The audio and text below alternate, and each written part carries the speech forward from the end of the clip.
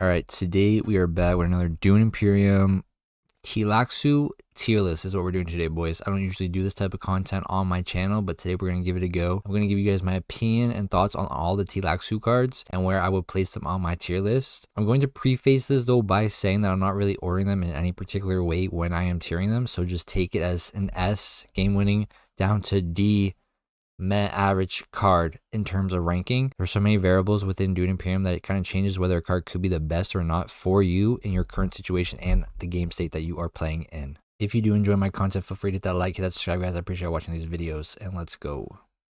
So first we're going to start with all the one cost specimen cards, starting with Contaminator. So for me, my opinion on this card, I classified it as a really strong card. I probably put it in A, to be honest. It's a cheap specimen card costing 1. It gives you Fremen access and a beetle on play to help you move along the Tleilaxu track, as well as it lets you fight for the Fremen alliance with the access. Now there are downsides to this card in my opinion, as it is only access to Fremen, so it gives you Fremen access, but it's only Fremen access, right? So that means you either have to keep playing it to still suits, have the water for Hardy Warriors, or if you have a graph card, then pairing it with a graph card could work pretty well to get that beetle out and also be able to use this on different spaces if still suits or hardy are blocked, right? Or you don't have the resources to go. But that's my opinion. We're going to put that in A. It's a really strong card. If I see it, I don't mind picking it up. Definitely would take it. 1 specimen cost, very cheap, very good. Next card we are going to talk about is Carino Genes. So Carino Genes is a 1 cost specimen card as well. The best part about this card is the 2 Solari cost, I feel like, especially early game, getting that 2 Solari to help you work towards your Swordmaster and High Council. It's a great way to get to those breakpoints in the match, especially if you're Yuna. If you're Yuna and you see this in the game, in the starting row, this is a very easy way to get you 8 Solari round 1 if you have the access and if you are not blocked. So you can go Smuggle and then to Wealth, and then pick up Carino Genes. That is 8 Solari round 1 as Yuna. But you know, you gotta get lucky. It has to be there. You also have to not be blocked. You also have to have access. You also have to be the first one to get the card before someone else takes it. But that is a very, very optimal play there for Yuna round 1 if that card is there. Otherwise though, I mean, personally, I'm gonna probably place this in C tier. It's strong, but it's situationally. Like, I'm not taking this every game. I do think after early game, I don't really see a reason to pick this up mid to late game, as you hopefully already have your Swordmaster and High Council situation figured out. And the other downside to this card, in my opinion, is after that initial 2 Solari, then, I mean, you better have a grafting card. Otherwise, this card is just Emperor access and 1 Persuasion. You're not going to be getting that beetle out, right? So, I mean, to fully utilize it, you do need a grafting card afterwards, after that initial Solari gain. Otherwise, it's just Emperor access, and it kind of clogs your deck, in my opinion. Next on our list is going to be Face Dancer Initiate. It's another 1 cost card. However, it is a grafting card. Some nice faction, Emperor spacing, and Fremen. So I would consider it a strong card. It's a B. It's not, you know, it's not the better Face Dancer, but it's a strong card nonetheless.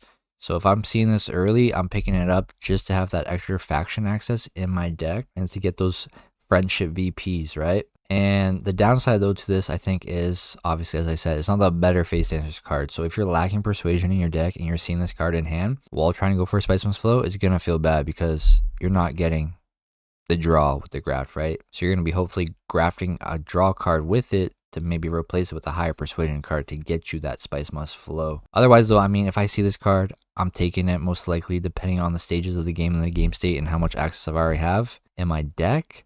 But as well, later in the game, once you're past the genetic marker 1, maybe you see this card pop up and you need access to one of these 3 actions, then just placing it on top of your deck at the end of the round to give you that access to guarantee it into the next round is always great as well. So definitely don't mind seeing this card. It is a strong card. I'm going to put it in B tier. Alright, so for the next card, it's going to be the last 1 cost specimen card, and that card is going to be Espionage, Industrial Espionage. Alright, so for me personally, I think this card is kind of leader dependent as well as game state dependent.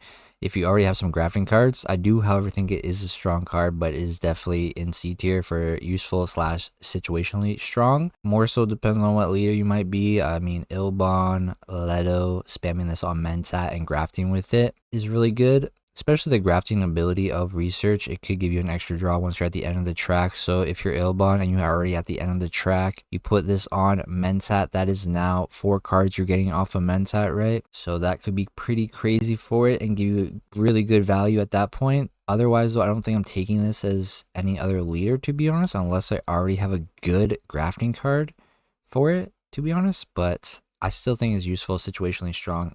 So it will go into C tier. All right, so now moving on to the 2-cost specimen cards. So the first card we're going to talk about is probably one of my favorite Tleilaxu cards, as well as I think the most cost-effective / best one in my opinion. There are some others that come close, but whenever I see this card on the Tleilaxu row, I want it, I need it, it's got to be mine, and that is the Tleilaxu Infiltrator. Tleilaxu Infiltrator is a 2-cost specimen card that allows you to infiltrate, as the name suggests.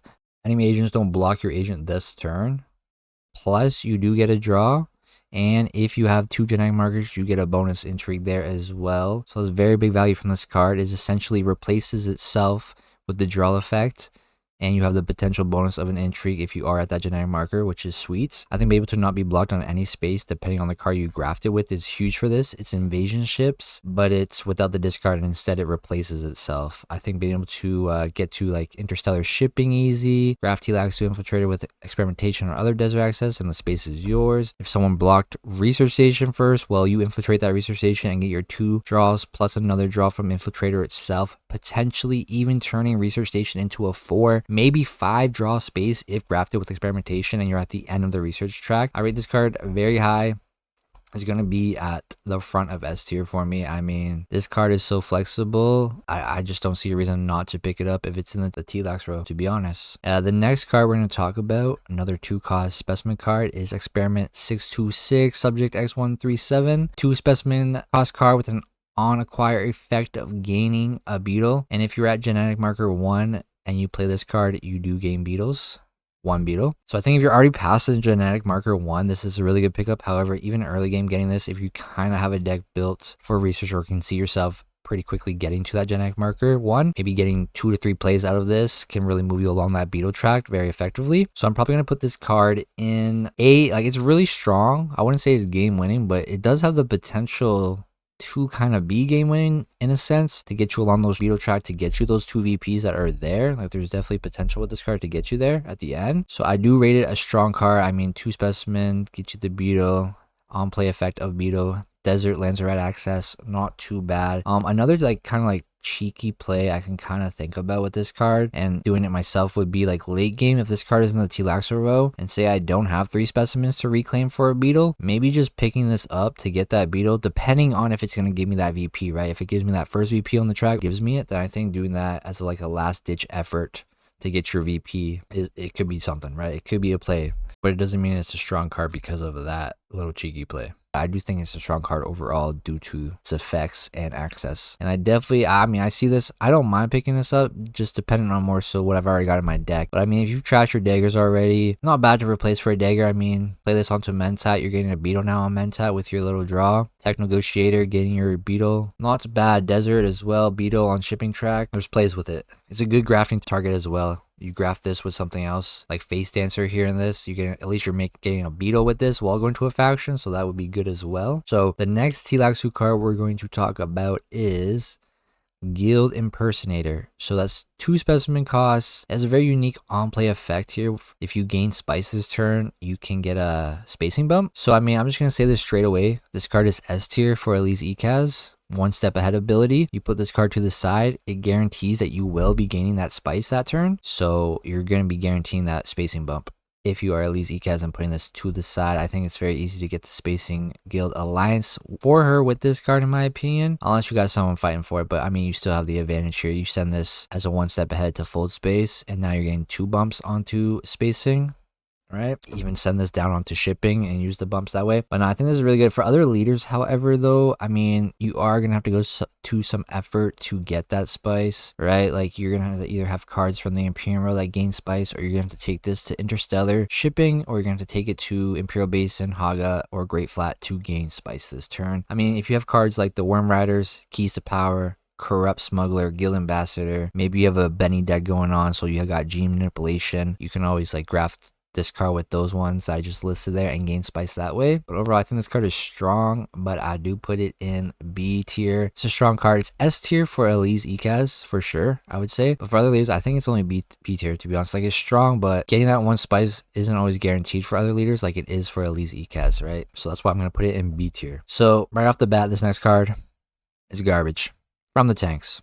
So let's talk about from the tanks. 2 costs. It's a worse starter card Legion in my opinion. It costs way too much for this. 2 specimens for Lancer Rat Axis gives you 2 troops. I think this card is garbage. Clogs up the Tleilax row. When I see it, it's like, okay, now we're probably not going to see any more Tleilax cards in this slot because no one's going to take this, right? Now, there are some situations where I could see this being utilized effectively. However, I don't think they would be happening often or warrant you to be taking this card trying to do so. Like, I could see this card being grafted with like access to Fremen and going Hardy Warriors with it and having like a mini Hayliner for a cost of water. I could see that being decent. Otherwise, I mean, Leto or Ilbon taking this could be something, but at the same time, I don't know. I don't really feel like I'm ever going to be taking this card, to be honest, because I mean, Espionage is a much better card than this. This costs 2 specimens. This is 1, gives you the same access spaces, but gives you more on-play potential with that one compared to this. This is just a worse starter card Legion in my opinion. So I mean, I don't think I'm ever taking this, to be honest, unless not in a competitive setting for sure. I don't think. But that's why it's going to be in the D tier. Meh, average, kind of garbage. All right, let's move on to another card. You know, something of actual value and desire. The better Face Dancer. 2 cost specimen, 3 faction access, Emperor spacing, Fremen, grafting card, and you get to draw, so it replaces itself. Big value in this one. Big value in this one. It's not even that expensive, to be honest. 2 specimens for this, I would say that is worth your 2 specimens for sure. That is why we're going to put it in A tier. Really strong card. Being able to replace itself is huge, especially with grafting, as you are losing 1 card from your hand to play grafting cards. So you're going to be losing extra persuasion, but this one's going to draw you back a card, which could essentially replace itself and give you that persuasion needed for those Spice Must flows. And I think it allows for a lot of combos. 2 Emperor spacing Fremen. So if you see this, I think you grab it. It's much better than its counterpart with the draw effect. So definitely a really strong card. Deserves to be an A in my opinion. All right, for the next card we're going to talk about, it's a comfy card. It's a card I'd sit in. Is Chair Dog. 2 specimen costs.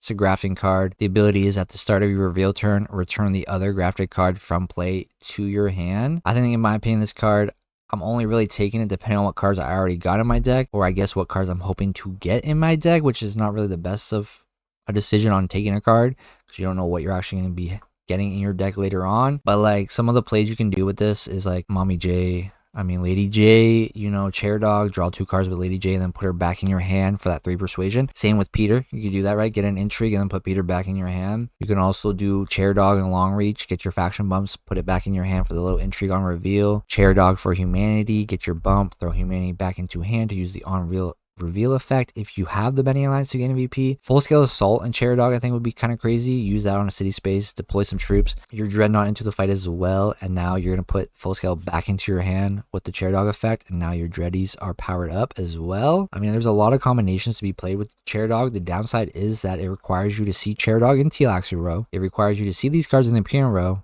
get them, and then actually see them together both in hand at the same time. Right. However, I do put this card in B tier. It is a strong card. I don't mind seeing it. It's very fun to play with depending on what cards you already have, though. Definitely depending on what cards you already have. So I'm not mad about getting it. You know, it allows you to do some things like, I mean, if you really want, I can see a scenario where I have Chair Dog and maybe a Liaison in hand. I don't really want to spend the Liaison because it is 2 persuasion, but with Chair Dog, it would put the Liaison back in my hand. So I still get that 2 persuasion back. So you know how those times where you have a Liaison is your only green access to go to like High Council or Swordmaster, well, you could Chair Dog it and then get that card back in your hand, so you still keep that 2 persuasion at the end of the reveal turn. Might not be the best strategy with it, but it does have that option for you to keep your persuasion up. But it is a B tier for me. So let's move on to the last 2 cost specimen card we're going to talk about, and that is Slig Farmer. So 2 specimen cost. It's a graph card. I think the most interesting part about this card is the on-play effect. 1 Solari for each agent icon on the other grafted card. If you have 5 Solari, you can trade it for 1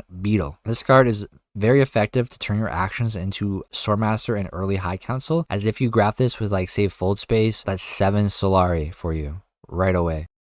Even Signet Ring is 3 Solari, right? It all adds up at the end of the day. So it really can push you early game to get to those breakpoints if you did pick this up early. It's another card that Elise Ikaz really succeeds with. Card, she has the full space generation with her Signet Ring, so she can get that 7 Solari easy by buying her Signet Ring full spaces and then grafting it with the Slig Farmer, as well as setting this card aside for the 1 spice bonus as well. Very good Ikaz card. Yuna farming Solari with this as well could be insane. So there are options, but me personally, I think I'm putting this in S tier. I think it is game winning to a sense. It allows you to get to those break points of Swordmaster and High Council and extra Solari generation on this for these beetles to get across the beetle track. So definitely, I think it is S tier. And I will take this card if I see it and I have some decent faction access to graft it with, or cards with a lot of icons on it, right? All right, so let's talk about 3 specimen cost Tleilaxu cards, and let's start with Beguiling Pheromone. So it's a 3 cost specimen card with city and desert access. The on play effect is if you send an agent to a faction board space this turn, you get to trash one of the graphic cards and gain an additional influence with that faction. This card requires you to have a lot of cards with faction access to fully utilize its ability. So you do have to trash the card that you grafted with if you're trying to gain that extra influence bump. It works very well with full space or other very cheap access cards like Guild Administrator, Spice Hunter. I mean, this card can also trash itself, so that is to be considered as a play as well. But for the most part, I'm not picking this up unless I'm flooded with access cards that I'm willing to part ways with. Or, once again, if I'm Elise Ikaz, I can generate my own full spaces, so I can just keep pairing that up with this card, right? But you do have to see this card and those cards in hand at the same time, which sometimes is hard to do with the draws that we be getting. So there is that. However, I do place this card in B. It is strong. If you can utilize that effect, you could steal some alliances with it and whatnot. Be surprising to some people if you were to then trash this card for the bump instead of the other faction access. But yeah, I mean, I think I'll definitely be playing Elise Ikaz more. There's so many good grafting cards for her with Immortality, so I'm definitely gonna be seeing more play with her for sure. But yeah, this is a B tier. It's a strong card, but does require some additional work to fully utilize it and get it cooking. All right, here's another one of my favorite Tleilaxu cards, maybe because I'm toxic, you know, Gola or Reverend Mother. You know, very gross. Go watch that match on the channel. Very disgusting. Now, Gola is a 3 cost specimen card. The on play effect is that this card has the same agent box as the other grafted card. It has city access. I mean, Gola is really fun. It has insane potential with combos. Now, are those combos good? Some are. Are they fun? I'd say all are fun. I would say they all are fun. Like, playing Gola is really fun. Gola plus Carryall, some insane spice pickup. Gola plus Reverend Mother. Well, now you're making people watch you play Dune. Gola Mama J. Your deck is in your hand now. Gola Long Reach is a do-it-yourself Chome Directorship every round, which is absolutely disgusting. And for some reason, if you have 6 water, Sayadina and Gola is now 2 VPs. Even crazier, if you have Gola plus Still Suits Manufacturer and the Fremen Alliance, well, now you're gaining lots of water, returning both Gola and Still Suit Manufacturer back to your hand for even more water. That's a real wet dream right there. Now, there are some combos that you might think to try, because they look or maybe seem cool, but they don't work. Gola Power Play won't get you any extra bumps. Gola Kwisatz is not going to take off an extra agent. You're only going to get the double draw effect on it. But overall, I find this card very fun, full of potential. I'm going to put it in A tier. Really strong, especially depending on the cards you already have in deck and what you're going to double the effect of, right? But also the downside is you do have to see both cards in hand at the same time. So I mean, if you go back on the channel and look at my video with the Gola Reverend Mother, you can see how much effort I put into trying to get that one play off.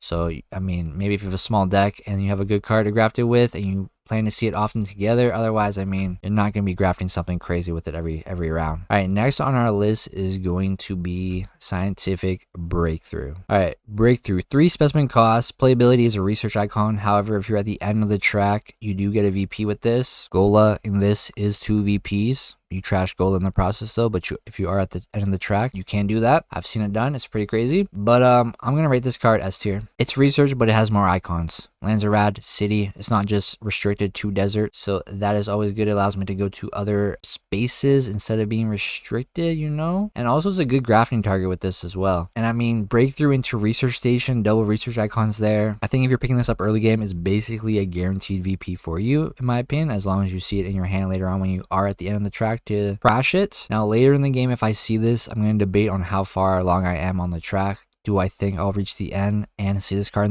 in my hand at the same time? If not, I might not be taking it. I might just reclaim for a beetle instead with the 3 specimens. But if you for some reason think you will make it, or you just kind of maybe want to deny someone from getting that extra VP, you could take it. It does still have good access, right? It does still give you a research icon, which could give you resources from the research track depending on where you're at, so there is still good play with it. But yeah, I would, if I see this, I mean, I like this card, I would take it. It is kind of expensive at 3 specimens, but I do think it's pretty good. Pretty good card. I feel like when people have this card, they're more incentivized to be playing this more so than when they have experimentation. Sometimes you don't see players play experimentation as often as they should to move along the track, because it kind of feels bad to only be going to desert spaces, especially if your only desert spaces open are like the basins, right? Like the Great Flat, Haga, Imperial. If you don't get experiment onto a shipping space, it feels kind of bad to play it. So, but with this one, you could go city, you can go Lanzarad, always nice. All right, let's talk about my girlfriend's next Halloween costume. Stitch Tour. Thick. My god. 3 specimen cost card with an insane on-play effect. Choose 2. 1 water, 1 troop, 1 trash, 1 beetle. I love options. However, most of the time, I think one option is kind of mandatory, and that's the beetle. I feel like you always got to take at least a beetle and something else to get along that beetle track to get your VPs and the other resources along there. I think it's a great grafting card, however, as it gives you many options to utilize it with, right? You need extra water. Well, you graft this with something, you get that, pick up that water with it, pick your beetle up, and there you go. You need an extra troop, or you want to get an extra trash in. There you go, trash and beetle. I think you always got to take beetle though, unfortunately, unless you have some crazy play to do where like maybe you're on the shipping track at the 2nd level, you have fleet in the trash, so then you pick the trash and troop so that you can toss out an extra troop as well as trash fleet to drop the track, something crazy like this. But even then, I still think maybe pick beetle. I don't know, I suggest taking the beetle as the other pick all the time. I think getting across the beetle track is very important to get those VPs. Otherwise, I mean, it is a good card, so I do place it in S tier. I feel like it is pretty game running when you get it. It definitely helps you get across the beetle track pretty quickly. Seeing it gives you other utility along with it, with the water troop or trash to slim your deck, help you deck build a little better with it. But yeah, if I see this, I want it, I need it. It's got to be mine, you know? Now, here's another favorite card of mine, and that's going to be Unnatural Reflexes. That's kind of how I feel when I see this card. I just want to pick it off the row real quick. It's a graphing card, but you do need the 1 genetic marker to utilize this card. Otherwise, this card is kind of trash.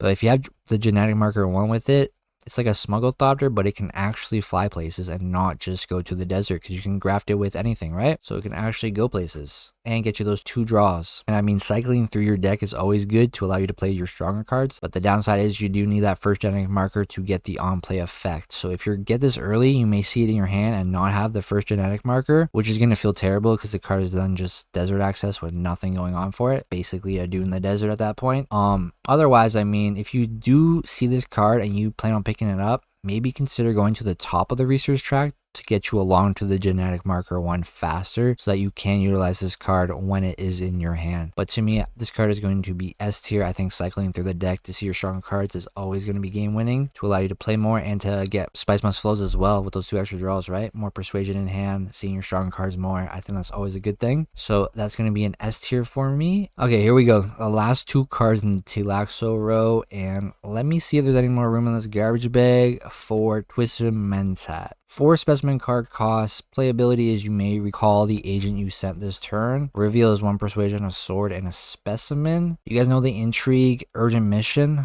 and when you see that intrigue, you're pretty excited for it because you can recall your agent. When I see Twisted Mentat, I think to myself, oh god, no, the Tleilaxu row is going to be clogged now.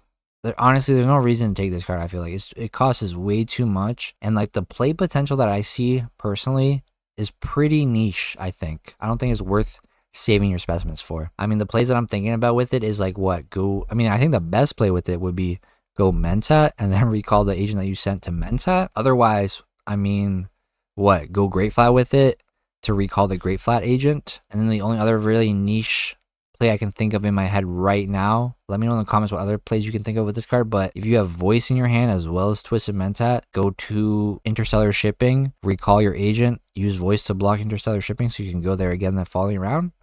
Other than that, I really don't know why I'm taking this card, to be honest. It just seems bad. But yeah, leave your comments if you have any other plays you can think of. I probably won't ever pick this card up in a competitive setting. It's probably just going to clog the row for me personally, as I don't think it's any good, and that's why we're putting it in the D tier. Alright guys, last card here. You slurp, I slurp, your girlfriend slurps is Usurp.